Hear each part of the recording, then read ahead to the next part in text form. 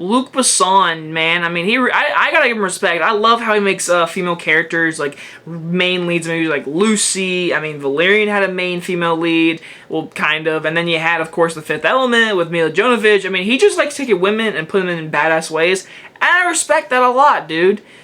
But, man, I really miss the days when, like, The Professional was really good and, like, you know, Fifth Element. Anna.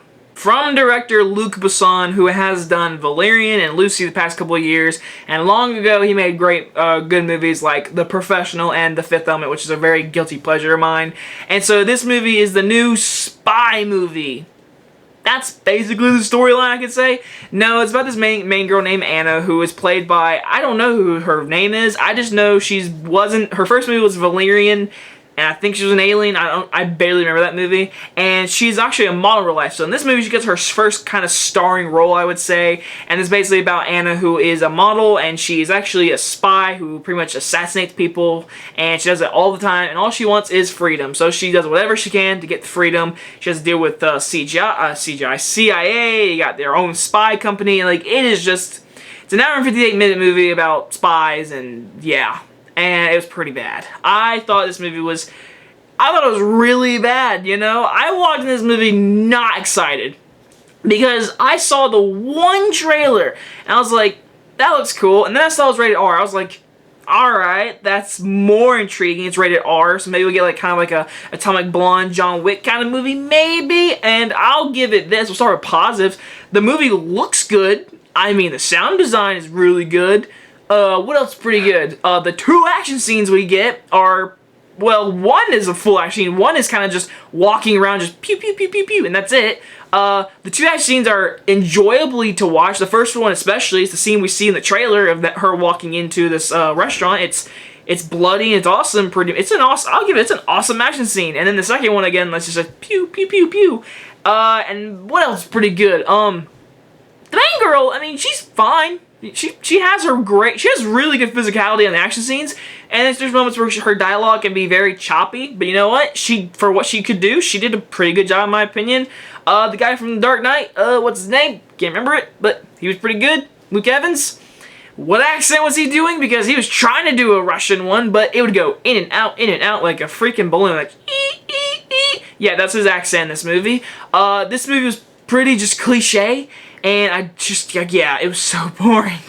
Alright, let's just get deep in this. The major issue of this movie, it's not original. We've seen this story 1,000 times. We don't care. The movie does not do a great job of character development at all. They try with Anna, they do, but it just didn't work. And the major issue, I swear if you see any reviews, I haven't seen a single review on YouTube yet for this movie yet, but if you do see one, everyone's gonna say this, I'm telling you now, this movie at least 5-7 times says 3 months earlier, 7 years later, 5 years earlier, 4 months earlier, 9 months later.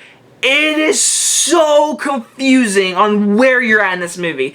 There are so many times when moments are happening and then it just goes to black and says 3 months earlier, and it's explain a certain scene that just happened, and it leads right back to that scene, and that scene happens, and then it goes black, and then it goes in the future, and it tells you something and then it goes back to that scene.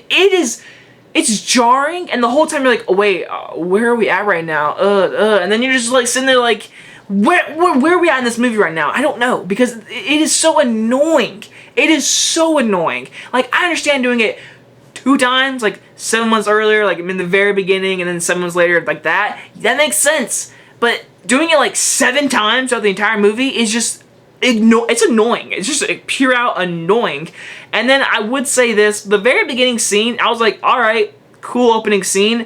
Now we have to it takes like 90 minutes till we get back to that story. I'm not kidding you. It takes forever to get back to that story that we got in the opening scene. It takes them the entire movie to figure out, because the whole movie's about Anna, but this opening scene, we're like, oh, that was a cool scene, but it takes so long to get back to that kind of like storyline that you're just so out of it and bored. Like I said, it's like 2 hours long movie. The pacing sucks. There's like 2 action scenes that are cool and bloody because it's rated R. Besides that, it is boring, dull, 7 months earlier, 7 months later kind of movie. it was just a really bad movie. I'm gonna give this movie a D. Sounds like I'm really harsh on this movie, but it just is so like, I never would want to watch this again. I don't even care to buy it on Blu-ray. It is just a movie. Whatever. I'll give Luc Besson this. He always does a good job with strong female villains, but for this movie, he did nothing. Like, he did nothing for this movie, and I'm really disappointed, man. You know, whatever happened to Fifth Element? And by the way, this movie was filmed like in 2017. Why? It took him a while to get this movie released. I wonder why.